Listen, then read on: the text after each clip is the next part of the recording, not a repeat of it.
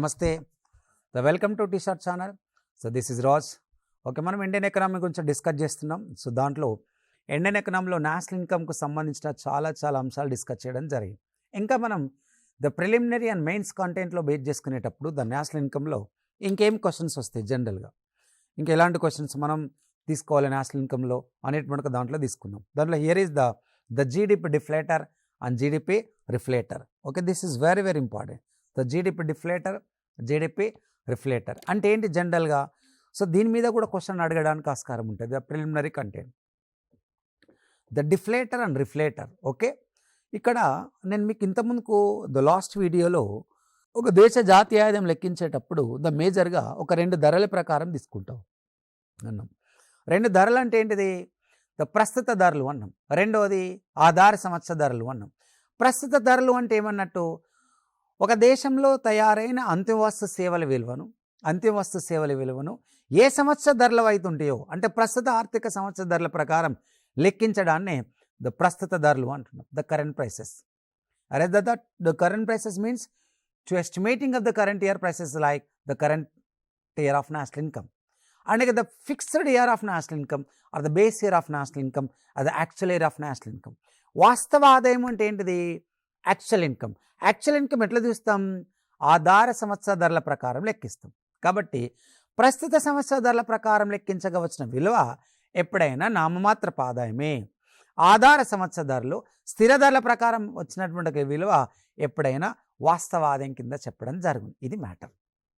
ఇప్పుడు మనకు ఒక రెండు పదాలు, ఒక కొత్త పదం జీడిపి డిఫ్లేటర్ అనేటువంటి ఒక పదాన్ని తీసుకుందాం. ఓకే, అలాగే రెండవ తీసుకుంటే జీడిపి రిఫ్లేటర్. ద ఫస్ట్ మనం ఏం చూద్దాం, జీడిపి రిఫ్లేటర్ అనేటువంటి ఒక పదాన్ని తీసుకుందాం. ఇక్కడ మనం సో జీడిపి డిఫ్లేటర్ అంటే ఏంటి జనరల్గా అంటే ఒక దేశంలో వచ్చిన ఆదాయం ప్రస్తుత సంవత్సర ధరలు ఏవైతుంటాయో ఈ ప్రస్తుత సంవత్సర ధరల ప్రకారం లెక్కించగా వచ్చిన ఆదాయం ఎప్పుడు వాస్తవ ఆదాయం కాదు. దాన్నే నామమాత్రపు ఆదాయం అన్నాం.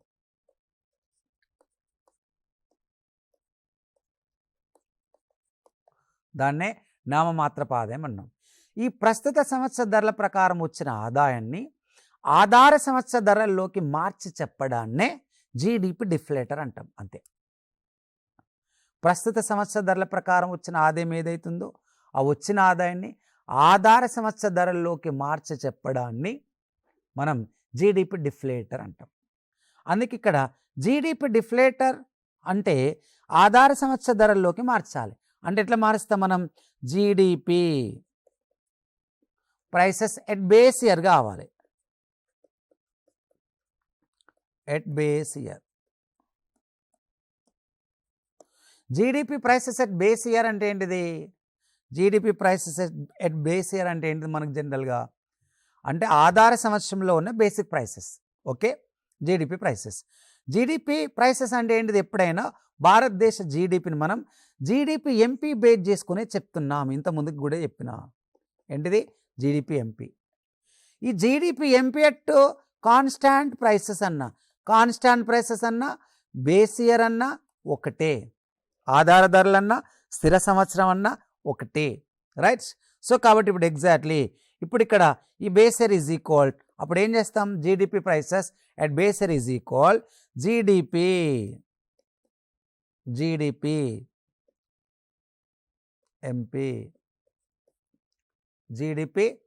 ఎంపీ అట్ కరెంట్ ఇయర్ చూస్తాం.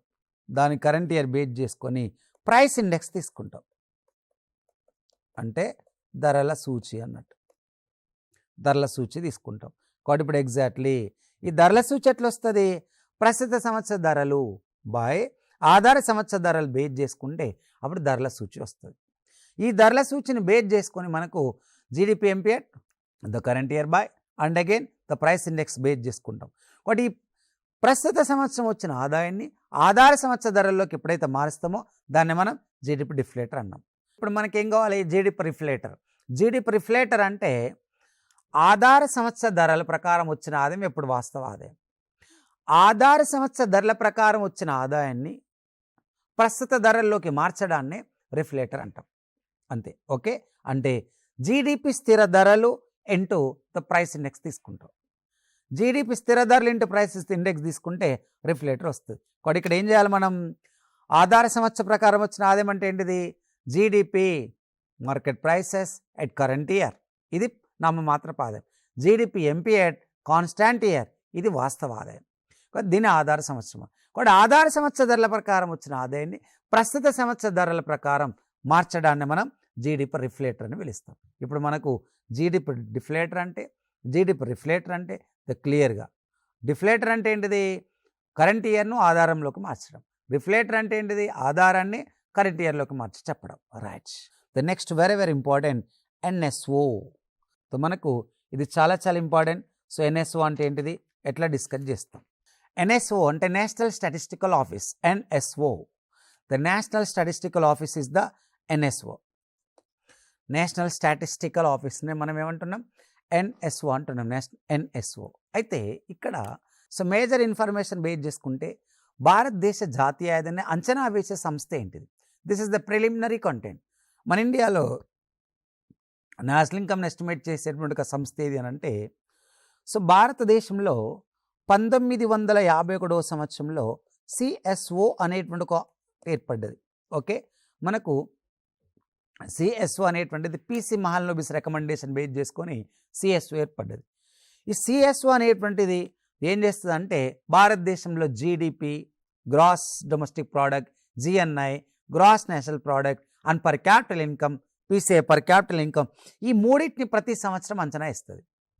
National income and domestic income, GDP and GNP and again per capital income, ఈ మూడింటిని ప్రతి సంవత్సరం అంచనా వేసేటువంటిది మన సిఎస్ఓ. ఈ సిఎస్ఓ అనేటువంటిది నేషనల్ అకౌంట్ స్టాటిస్టికల్ అనే పేరుతో విడుదల చేస్తుంది ప్రతి సంవత్సరం. నేషనల్ అకౌంట్ స్టాటిస్టికల్ అనేటువంటి ఒక పేరుతో ఏర్పాటు చేస్తే, రిలీజ్ చేస్తే, ఎన్ఎస్ఓ అనేటువంటిది the ministry of statistical program commission.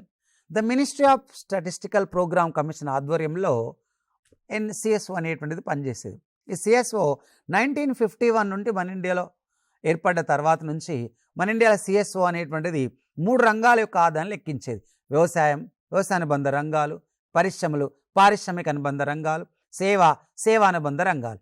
ఈ 3 రంగాల ద్వారా వచ్చినటువంటి ఒక ఆదాయాలను లెక్కించేటువంటి ఒక సంస్థనే సిఎస్ఓ అనేటువంటి ఒక ఆర్గనైజేషన్ ఉండే, సెంట్రల్ స్టాటిస్టికల్ ఆర్గనైజేషన్ అనేటువంటిది ఉండే. అయితే సో రీసెంట్గా ద సెంట్రల్ గవర్నమెంట్ ఏం చేయడం జరిగిందంటే జాతీయ ఆదాయాన్ని అంచనా వేయడానికి ఒక సంస్థను స్థాపించింది. ఆ సంస్థనే ఎన్ఎస్ఓ అంటాం. గతంలో ఉన్న సిఎస్ఓ ప్లస్ గతంలో ఉన్న NSSO, national sample survey organisation. CSO ఎన్ఎస్ఎస్ఓలను కలిపి 2019 మేలో ఎన్ఎస్ఓగా కేంద్ర ప్రభుత్వం తీసుకొచ్చింది. కాబట్టి ఇప్పుడు సిఎస్ఓను ఎన్ఎస్ఎస్ఓను కలిపి ఏం తీసుకున్నాం మనం? NSO, national statistical office.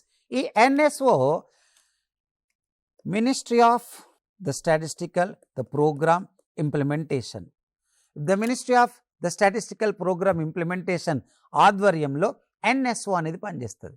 ఎంఓఎస్పిఐ, the ministry of statistical programme implementation, MOSP ఆధీనంలో ఎన్ఎస్ఓ అనేటువంటిది సంస్థ పనిచేస్తుంది. కాబట్టి ఇప్పుడు ఎగ్జాక్ట్లీ సో మన ఇండియాలో ద ఎన్ఎస్ఓ అనేటువంటిది సో కంట్రీలో నేషనల్ ఇన్కమ్ అనేటువంటిది అంచనా వేస్తుంది.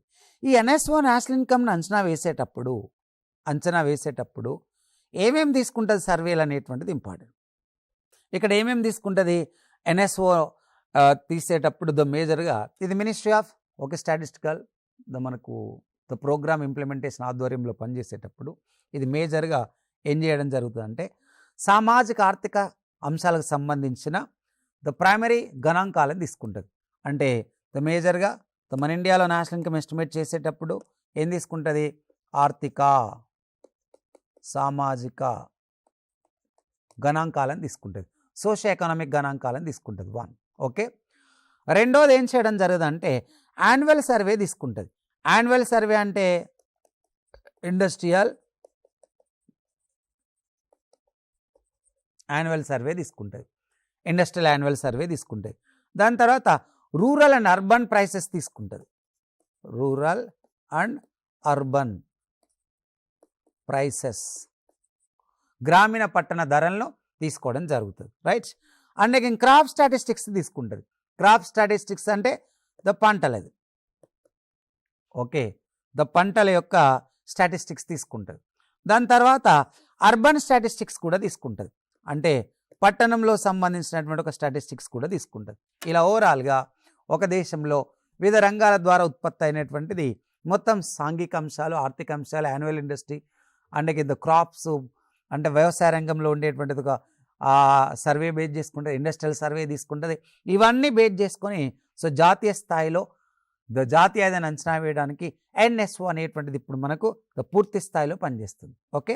అండ్ అగైన్ ఇలా ఓవరాల్గా ఇప్పుడు మన ఇండియాలో పావర్టీనైనా, అన్ఎంప్లాయ్మెంట్నైనా, సో నేషనల్ ఇన్కమ్నైనా ఎస్టిమేట్ చేసేటువంటి ఒక సంస్థ ఏది అని అంటే మనం ఎన్ఎస్ఓ అని చెప్పడం జరిగింది. ఒకప్పుడున్న సిఎస్ఓ, గతంలో ఉన్న ఎన్ఎస్ఎస్ఓ, ఈ రెండింటిని కలిపి ఇప్పుడు ఎగ్జాక్ట్లీ మనకు ఎన్ఎస్ఓగా ఏర్పాటు చేయడం జరిగింది, ఓకే. సో ఇది మనకు క్లియర్గా డిస్కస్ చేస్తాం. సో ఎప్పుడైనా నేషనల్ ఇన్కంలో మనకు ద ప్రిలిమినరీ బేస్ చేసుకొని కొన్ని క్వశ్చన్ అడుగుతాడు, కాబట్టి ఈ ప్రిలిమినరీ బేస్ చేసుకొని క్వశ్చన్స్ అడిగేటప్పుడు the current economy survey is important. The survey is the very very important. The current economy survey important కాబట్టి ఈ సర్వే మీద మనకు అవగాహన ఉండాలి క్లియర్గా. ద సర్వే మీద ద ఐడియా ఉండాలి. సర్వే మీద ఐడియా అంటే ద నేషనల్ ఇన్కమ్ స్టాటిస్టిక్స్ మీద మనకు ఐడియా ఉండాలి. అంటే అగ్రికల్చర్ సెక్టార్ ఎంత ఉంది, ఇండస్ట్రియల్ సెక్టార్ కాంట్రిబ్యూషన్ ఎంత ఉంది, సర్వీస్ సెక్టార్ ఎంత ఉంది, ద కంట్రీ మొత్తం నేషనల్ ఇన్కమ్ ఎంత రావడం జరిగింది, ఓకే. సో వీటి మీద మనకు ఐడియా ఉండాలి. వీటి మీద ఐడియా ఉంటేనే మనకు ద కరెంట్ ఎకనామీ ఐడియా ఉంటే ప్రిలిమినరీలో మనం ఆబ్జెక్టివ్ ఓరియంటేషన్లో క్వశ్చన్లో ఆన్సర్ డిటర్మైన్ చేయవచ్చు. రెండోది మళ్ళీ మనం డిస్క్రిప్టివ్ రాసేటప్పుడు కూడా ద కరెంట్ ఈవెంట్స్ యాడ్ చేస్తూ రాయొచ్చు అట్లా. ఇప్పుడు ఎగ్జాక్ట్లీ మనకు కొన్ని అంశాలు బేస్ చేసుకుందాం. ఇప్పుడు ఇక ట్రెండ్స్, నామమాత్రపు జీవీఏలో వివిధ రంగాల వాటా అనేటువంటిది ఇంపార్టెంట్.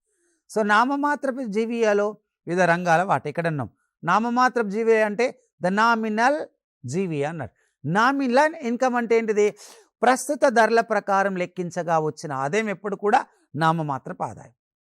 కాబట్టి ఇక నామమాత్రపు ఆదాయంలో జీవీఏలో వివిధ రంగాల వాటా అన్నాం మనం. జీవీఏలో వివిధ రంగాల వాటా అన్నాం. జీవీఏలో వివిధ రంగాల వాటా అంటే ఓవరాల్గా సిఎస్ఓ సెంట్రల్ స్టాటిస్టికల్ ఆర్గనైజేషన్ వాళ్ళు మొత్తం భారతదేశంలో ఉన్న ఆర్థిక వ్యవస్థను 3 రంగాలుగా డివైడ్ చేశారు. ఎప్పుడు 1951లో ద సిఎస్ఓ దేశం యొక్క ఆర్థిక వ్యవస్థను 3 రంగాలుగా డివైడ్ చేసింది. 1 వ్యవసాయము, ఓకే, దాంతోపాటు వ్యవసాయ అనుబంధ రంగాలు, అండ్ అగైన్ పరిశ్రమలు, పారిశ్రామిక అనుబంధ రంగాలు, అండ్ సేవలు, సేవ అనుబంధ రంగాలు, రైట్. ఇప్పుడు ఎగ్జాక్ట్లీ సిఎస్ఓ దేశ ఆర్థిక వ్యవస్థను 3 రంగాలుగా డివైడ్ చేసింది. ఇప్పుడు వ్యవసాయ రంగంలో ఏమేమి ఉంటాయి అనేది చూద్దాం. వ్యవసాయ రంగం ఏముంటుంది? పంటలు ప్లస్ పశు సంపద, ఈ 2 కలిస్తే వ్యవసాయం. పంటలు ప్లస్ పశు సంపద. దాని తర్వాత మత్స్య సంపద, అటవీ సంపద. పంటలు ప్లస్ పశు సంపద వ్యవసాయం, వ్యవసాయం ప్లస్ మత్స్య సంపద, అటవీ సంపద. The agriculture and forestry and fisheries, వీటన్నింటి కలిస్తే వ్యవసాయ అనుబంధ రంగాలు అంటాం. Agriculture allied sectors. Agriculture allied sectors are included agriculture as well as fishery and forestry, right. And again పారిశ్రామిక రంగం. పారిశ్రామిక రంగంలో మనం ఏం తీసుకున్నాం? ద మ్యానుఫ్యాక్చరింగ్, తయారీ రంగం.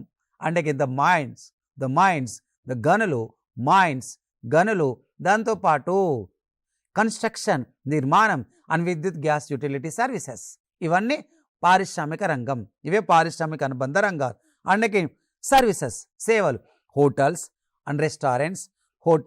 Restaurant, the communication, the roads, and again information, the financial, real estate, and again occupational workers, and again defence and other services, ఇవన్నీ కూడా దేంట్లో? సేవా రంగాలు. ఎప్పుడు మనం దేశ ఆర్థిక వ్యవస్థని ఎన్ని రంగాలుగా డివైడ్ చేసినాం? 1951లో తీసినాం. అయితే సో మన ఇండియా ఇప్పుడు మనకు మొత్తం జీవీఏలో గ్రాస్ వాల్యూ యాడెడ్ అన్నాడు. జీవీఏ గ్రాస్ వాల్యూ యాడెడ్ అంటే వస్తుత్పత్తి విలువ గురించి వాస్తవంగా చెప్పేది జీవీఏ అన్నట్టు, ఓకే. కేవలం వస్తుత్పత్తి గురించి మాత్రమే చెప్తుంటారు జీవీఏలో. కాబట్టి ఇక్కడ ఈ జీవీఏలో బేస్ చేసుకునేటప్పుడు వ్యవసాయ అనుబంధ రంగాలు అంటే మొత్తం భారతదేశ ఆర్థిక వ్యవస్థ 100% అనుకుంటే, భారతదేశ ఆర్థిక వ్యవస్థ 100% అనుకుంటే, ఈ 100%లో 2019-20లో 18.4% వ్యవసాయ రంగం నుంచి వస్తుంది. 26.7% పారిశ్రామిక రంగం నుండి వస్తుంది. అండ్ అగైన్ ఇక్కడ మనకు సేవలు 55% వచ్చినాయి. సేవలు 55% వచ్చినాయి. దాని తర్వాత 2020-21లో వ్యవసాయ రంగం 20% ఉంది. పారిశ్రామిక రంగం 25.9% ఉంది. అండ్ సేవా రంగం 53.9% ఉంది. చూడండి 2021-22 ఎస్టిమేషన్స్ అంచనాలను తీసుకుంటే 18.8% వ్యవసాయం, ఓకే, 28.2% పరిశ్రమలు, దాని తర్వాత 53% సేవలు, ఓకే. ఇప్పుడు నిన్న ఒకవేళ ఎగ్జామ్లో 2021-22 ఆర్థిక సర్వే ప్రకారం ఏ రంగ వాటా ఎక్కువగా ఉంది అని అంటే సేవలు అన్నాడు. ఇక్కడ సేవలు ఎంత ఉంది? 53% ఉంది. పరిశ్రమలు ఎంత ఉంది? 28.2% ఉంది. వ్యవసాయం ఎంత ఉంది? 18.8% ఉంది. కాబట్టి ఇప్పుడు భారతదేశ ఆర్థిక వ్యవస్థలో ఏ రంగం వాటా మనకి ఎక్కువగా కనబడుతుంది? మేజర్గా సేవల రంగం వాటనే ఎక్కువగా ఉంటుంది. అయితే ఇక్కడ 2019-20ని కన్సిడర్ చేసినప్పుడు 2019-20ని చూసి 2020-21లో వ్యవసాయ రంగ వాటా 18.4% నుండి 20%కి పెరిగింది. పారిశ్రామిక రంగ వాటా 26.7% నుండి 25.9%కి తగ్గింది. ఓకే, అంటే సో ఆల్ ద వరల్డ్, ప్రపంచమంతా ఒక కోవిడ్ అనేటువంటి ఒక మహమ్మారి వలన, కోవిడ్ అనేటువంటి ఒక కాంటాజియస్ డిసీజ్ వలన, ఒక అంటువ్యాధి వలన ప్రపంచంలో ఉండేటువంటి ఎకానమీ మొత్తం షట్ డౌన్ అయిపోయింది. అందుకే భారతదేశంలో కూడా లాక్డౌన్ అనేటువంటిది రావడం, షట్ డౌన్ ఎకానమీ మొత్తానికి ఉండడంతో, క్లోజ్ డౌన్ ఎకానమీ ఉండడంతో భారతదేశంలో పరిశ్రమలు, తయారీ రంగం, సేవల రంగాలు మొత్తానికి క్లోజ్ కావడం జరిగింది. అందుకే ఓవరాల్గా ఇక్కడ 25.9%, గతాన్ని పోలిస్తే తగ్గింది. అంటే ఇక్కడ తీసుకుంటే 25 53.9% ఉంది. అంటే 2019-20లో 55% ఉంది సేవారంగం, 2020-21లో తీసుకుంటే 53.9% ఉంది. అంటే సేవారంగం వాటా క్రమం తగ్గడం జరిగింది. అది కూడా కోవిడ్. ఇప్పుడు మనం చూద్దాం 2020 అండ్ 2021 బేస్ చేసుకుంటే వ్యవసాయ రంగ వాటా కొంచెం తగ్గింది. కానీ సేవారంగ వాటా పారిశ్రామిక రంగ వాటా 25.9 నుండి 28.2% పెరిగింది. అంటే భారతదేశంలో మళ్ళీ తయారీ రంగ వాటా, అంటే లాక్డౌన్ ఎఫెక్ట్ ఎప్పుడైతే లాక్డౌన్ అనేటువంటిది ఎత్తేయడం జరిగిందో కేంద్ర రాష్ట్ర ప్రభుత్వాలు, ఆటోమేటిక్గా అప్పుడు మళ్ళీ భారతదేశంలో ఇండస్ట్రియల్ ఫార్మేషన్ జరిగింది. ఇండస్ట్రియల్ సెక్టార్ డెవలప్ కావడంతో 28.2% వచ్చింది. దాని తర్వాత సేవారంగం వాటా 53% అంటే యాజ్ వెల్ యాజ్ స్టేబుల్గా ఉండడం జరిగింది. రైట్, ఇప్పుడు ఇది ఓవరాల్. ఇప్పుడు మనకు జీవీఏలో రంగాలు తీసుకుంటే వ్యవసాయం 18.8 అండ్ పరిశ్రమలు 28.2 అండ్ సేవలు 53% ఉంది. ఇప్పుడు మనం ఒక దేశంలో పారిశ్రామిక రంగం అభివృద్ధి కావాలన్నా, ఒక దేశ ఉపాధి అవకాశాలు పెరగాలన్నా, ఒక కంట్రీ యొక్క ఉపాధి అవకాశాలు పెరగాలన్నా, కంట్రీ డెవలప్మెంట్ జరగాలన్నా ఒక కంట్రీకి ఏమి ఇంపార్టెంట్ అంటే మ్యానుఫ్యాక్చరింగ్ ఈజ్ ఇంపార్టెంట్. మ్యానుఫ్యాక్చరింగ్ అంటే తయారీ రంగం. మ్యానుఫ్యాక్చరింగ్ ఈజ్ ఇంపార్టెంట్, తయారీ రంగం. ఇక్కడే నేను ఉత్పాదకత రంగం అని రాస్తాను. ఉత్పాదకత రంగం, ఈ ఉత్పాదకత రంగం అనేటువంటిది చాలా చాలా ఇంపార్టెంట్. ఇక్కడ భారతదేశ పారిశ్రామిక రంగంలో మొత్తం 28.8% ఉంది. 28.2% ఉంటే దాంట్లో 15.4% మ్యానుఫ్యాక్చరింగే ఉంది. ఓకే, ఇంకా ఒక దేశ ఉపాధి ఎప్పుడు కూడా కంట్రీలో మ్యానుఫ్యాక్చరింగ్ మీద డిపెండ్ అయి ఉంటుంది. మ్యానుఫ్యాక్చరింగ్ సెక్టార్ డెవలప్ అయినప్పుడు పారిశ్రామిక రంగ వాటా పెరుగుతుంది. అండ్ మ్యానుఫ్యాక్చరింగ్ సెక్టార్ డెవలప్ అయినప్పుడు ప్రొడక్షన్ లెవెల్స్ పెరుగుతాయి. ప్రొడక్షన్ లెవెల్స్ పెరిగితే ఇప్పుడు కంట్రీలో ఆటోమేటిక్గా ఎంప్లాయ్మెంట్ జనరేషన్ పెరుగుతుంది, ఇన్కమ్ సోర్సెస్ పెరుగుతుంది, కన్జంప్షన్ లెవెల్ పెరుగుతుంది, కంట్రీ రీప్రొడక్షన్ పెరగడానికి ఆస్కారం ఉంటుంది. అందుకే ఈరోజు ప్రపంచంలో చైనా ఫాస్ట్గా డెవలప్ కావడానికి, జర్మనీ ఫాస్ట్గా డెవలప్ కావడానికి, సౌత్ కొరియా ఫాస్ట్గా డెవలప్ కావడానికి, ఆల్రెడీ అమెరికా లాంటి దేశాలు బాగా అభివృద్ధిలో ఉండడానికి రీజన్ ఏంటంటే మ్యానుఫ్యాక్చరింగ్ కాంట్రిబ్యూషన్ ఆ కంట్రీ యొక్క జీడిపిలో ఎక్కువగా ఉండడం. ఇక్కడ భారతదేశ జీడిపి 100% అనుకుంటే 100%లో మ్యానుఫ్యాక్చరింగ్ కాంట్రిబ్యూషన్ ఓన్లీ 15% ఉంది. భారతదేశ జీడిపి బాగా పెరగాలన్నా, భారతదేశంలో ఉపాధి సౌకర్యాలు పెరగాలన్నా సో మన ఇండియాలో మ్యానుఫ్యాక్చరింగ్ అనేది ఇంపార్టెంట్. ఈ మ్యానుఫ్యాక్చరింగ్ కాంట్రిబ్యూషన్ బేస్ చేసుకుంటే 100% జీడీపీలో మ్యానుఫ్యాక్చరింగ్ కాంట్రిబ్యూషన్ మోర్ దెన్ 25% ఉండాలి. అంటే అప్పుడు తయారీ రంగం అనే వాటా పారిశ్రామిక రంగంలో 75% కాంట్రిబ్యూషన్లో ఉండాలి. 75% కాంట్రిబ్యూషన్లో ఉంటే కంట్రీ జీడీపీలో మ్యానుఫ్యాక్చరింగ్ వాటా ద మోర్ దెన్ 25% ఉంటుంది. ద మోర్ దెన్ 25% ఉండడం వల్ల ద కంట్రీ డెవలప్మెంట్లో ఉంటుంది. ఇలా మనం గ్రూప్ 1 పాయింట్ ఆఫ్ వ్యూలో థింక్ చేయాలి. ఒక గ్రూప్ 1 పాయింట్ ఆఫ్ వ్యూలో ఎప్పుడైతే మన మ్యానుఫ్యాక్చరింగ్ కాంట్రిబ్యూషన్ అనేటువంటిది ఎక్కువగా ఉంటుందో ద కంట్రీ ఎక్కువగా డెవలప్ కావడానికి ఆస్కారం ఉంటుంది. బట్ ఇక్కడ the problem is the India, the lack of manufacturing, the low level of manufacturing. This is the major problem. The low level of productivity sector is there in India. That's why Indian GDP is the very low. Okay, కాబట్టి ఓవరాల్గా ఇండియాలో సేవా రంగం బాగానే ఉంది.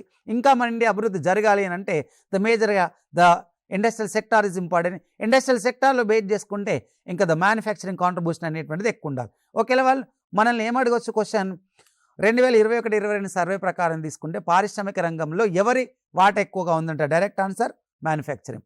సేవా రంగాలను తీసుకుందాం. సేవా రంగాలలో రవాణా, hotels, restaurant 16.9, financial real estate తీసుకుంటే 20.9. ఫైనాన్షియల్ అంటే the insurance sector and banking sector financial అంటాం. దానిలో ఫైనాన్షియల్ రియల్ ఎస్టేట్ అనగా ఆక్యుపేషనల్ సర్వీసెస్ 20.9%, ఇది ఎక్కువ కాంట్రిబ్యూషన్ ఉంది. సో కాబట్టి మనం ఇక్కడ సేవా రంగాలలో ఏ వాట ఎక్కువగా ఉందనేటువంటిది క్వశ్చన్ అడిగినప్పుడు అప్పుడు కూడా మనకు 20.9% ఉందనేటువంటిది క్లియర్గా చెప్పాలి. ఓకే, ఏది the financial and real estate. ఇవి ట్రెండ్స్. అంటే ఇప్పుడు మనకు ద క్లియర్గా భారతదేశ ఆర్థిక వ్యవస్థను పరిశీలిస్తే ఆర్థిక వ్యవస్థలో ఏ రంగం వాట ఎక్కువగా ఉంది? ద ప్రధానంగా సేవా రంగం. రెండోది ఏ రంగం వాట ఎక్కువగా ఉంది? పారిశ్రామిక రంగం. మూడోది ఏ రంగం వాట ఎక్కువగా ఉంది? వ్యవసాయ రంగం. ఇది పరిస్థితి. Okay right. ఇప్పుడు మనకి ఈ జీవీఏలో వాటాలు, ఇది చాలా చాలా important. The direct preliminary the కంటెంట్లో క్వశ్చన్ వస్తుంది. భారతదేశ జీడిపిని మనం ఇక్కడ డిస్కస్ చేద్దాం, ఇండియన్ జీడిపి. సో ఇండియన్ జీడిపిని ఇక్కడ మనం డిస్కస్ చేసేటప్పుడు అంటే భారతదేశ జీడిపి ఇప్పుడు ఎంత వచ్చింది అనేటువంటిది ఇక్కడ చూద్దాం ఎంత వచ్చింది అనేటువంటిది. ఓకే, సో ఇది చూడండి, ఎప్పుడైనా మన ఇండియాలో ఇండియన్ జీడిపి అంటే ఏం చూస్తున్నాం?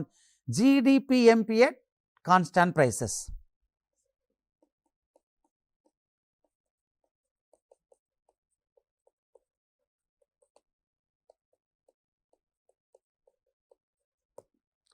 GDP MP at constant prices అనేటువంటిది సో మనం మేజర్గా తీసుకోవడం జరుగుతుంది. ఈ మేజర్గా తీసుకుంటున్నాం కాబట్టి ఇక్కడ గ్రాస్ డొమెస్టిక్ ప్రోడక్ట్ తీసుకుంటే 2011-12లో 87.36 లక్షల కోట్ల రూపాయలు ఉంది. ఇక్కడ 2011-12 తీసుకుంటే అంచనా 222.87 lakhs of crores. ప్రస్తుత ధరలు 222 లక్షల కోట్ల రూపాయల ఆదాయం భారతదేశంలో ఉంది. అండ్ 197.46 ఉంది. మనకు 197.46 లక్షల కోట్లు 2020-21లో వచ్చింది. 2019-20లో తీసుకుంటే 203.51 లక్షల కోట్లు వచ్చింది. అంటే ఈరోజు మన ఇండియన్ జీడిపిని మనం కన్సిడర్ చేస్తే మన ఇండియా ఒక $2 trillion కంటే ఎక్కువగా ఉంది. $2 trillion కంటే ఎక్కువగా ఉంది. అన్ఫార్చునేట్లీ యాక్చువల్లీ మనం 2020-21లోనే మనము $2 trillion క్రాస్ కావాలి. కానీ ద కోవిడ్ లాంటి ఎఫెక్ట్లు ఉండడం వలన అప్పుడు మనం ద $1.97 trillion అనేటువంటి ఎకనామీ మన ఇండియా ఉండడం జరిగింది. సో నరేంద్ర మోడీ గవర్నమెంట్ కూడా అంటే ద బీజేపీ గవర్నమెంట్ ఎప్పుడైతే అధికారంలోకి వచ్చిందో రీసెంట్గా నరేంద్ర మోడీ గవర్నమెంట్ కూడా ద 2018-19 టైంలో ఒక ఎజెండా తీసుకుంటుంది. ఏంటంటే 2025 పీరియడ్ నాటికి ద భారతదేశ economy the more than the $5 trillion economy cross కావాలని చెప్పింది. The $5 trillion economic the complete కావాలన్నా క్రాస్ కావాలన్నా ఇండియన్ జీడిపి ద ప్రతి సంవత్సరం ఎంత అంటే 10 lakhs crores and 15 lakhs of crores ఎక్కువగా పెరగాలి. అలా పెరగాలంటే ద 10%-15% గ్రోత్ రేట్ వరకు ఉండాలి. అప్పుడే మనకు జనరల్గా the $5 trillion of economy. $5 trillion of economy అంటే 350 లక్షల కోట్ల రూపాయల కంటే ఎక్కువ ఉండాలి. ఎప్పుడైతే మన ఇండియా $5 trillion ఆఫ్ ఎకనామీలోకి వెళ్తుందో అప్పుడు ఇండియా టాప్ 5 కంట్రీస్లో తీసుకుంటే ద జపాన్ కానీ ద చైనా తర్వాత కానీ భారతదేశం 3rd or 4th ర్యాంక్లో ఉండడానికి ఆస్కారం ఉంటుంది. Right, this is the Indian GDP of grow. Indian GDP మొత్తం ఎంత ఉంది అనేటువంటిది ఇంపార్టెంట్. కాబట్టి మన ఇండియా ఇక్కడ 222.87 lakhs ఆఫ్ 222 అన్న ఇక్కడ అంటే $2 trillion కంటే ఎకనామీ మన ఇండియా స్లోగా ద క్రాస్ కావడం జరుగుతుంది. Okay right. And again the next. Okay, దీని తర్వాత జీడిపి వృద్ధి రేట్. ఇక్కడ జీడిపి వృద్ధి రేటు మనం ఇక్కడ తీసుకుంటే మేజర్గా జీడిపి గ్రోత్ రేట్. ఎప్పుడైనా నేను మీకు చెప్పిన జీడిపి గ్రోత్ రేట్ దేన్ని బేస్ చేసుకొని చెప్తామంటే ఇక్కడే 2015 నుంచి దీన్ని బేస్ చేసుకుని చెప్తున్నాం. జీడిపి ఎంపీ ఎట్టు ఆధార సంవత్సరం, లేదా వీటిని ఏమన్నాం స్థిర ధరలు అని పిలుస్తాం. ఆధార సంవత్సరం లేదా స్థిర ధరలు. జీడిపి ఎంపీ స్థిర ధరల ప్రకారమే లెక్కిస్తున్నాం. అంటే మార్కెట్ ధరల ప్రకారం పరిశీలించి స్థిర ధరల్లోనే జీడిపి ఎంపీ తీసుకోవడం జరుగుతుంది. ఇక్కడ మనల్ని డైరెక్ట్ క్వశ్చన్ ఏమడగొచ్చు, భారతదేశ జీడిపి వృద్ధి రేటు ఎంత స్థిర ధరల్లో అడగచ్చు. ఓకే, ఇక్కడ కొంచెం ఒక ట్రెండ్ అనేది తప్పుగా ఉంది. యాక్చువల్లీ ఇది 9.2% అంచనా, 9.2%, 2%. 2017-18 సంవత్సరంలో భారతదేశ వృద్ధి రేటు 7%గా ఉంది, 7%గా ఉంది. అండ్ 2018-19 సంవత్సరంలో 6.1%గా ఉంది. 2019-20లో 4.2%గా ఉంది. 2020-21లో ఇండియా కోవిడ్ వచ్చిన టైం ఎప్పుడైతుందో ద కోవిడ్ టైంలో తీసుకుంటే ఇండియన్ ఎకానమీ ఓవరాల్గా మైనస్లోకి వచ్చింది. అందుకే మన ఇండియన్ ఎకానమీ ఎప్పుడైతే మైనస్లోకి రావడం జరిగిందో దాని తర్వాత 2021-21లో ఇండియన్ ఎకానమీ మొత్తం పుంజుకుంది, ద 9.2% వచ్చింది. అందుకే the central government one statement has given. Okay, ఒక స్టేట్మెంట్ అనేటువంటిది ఇచ్చింది. ఏంటిది, ఇండియా విషపాయిడ్ ఎకనామీలో ఉందని చెప్పింది. విషపాయిడ్ అంటే ఏంటిది, వి ఆకారపు ఆర్థిక వ్యవస్థ అన్నట్టుకి.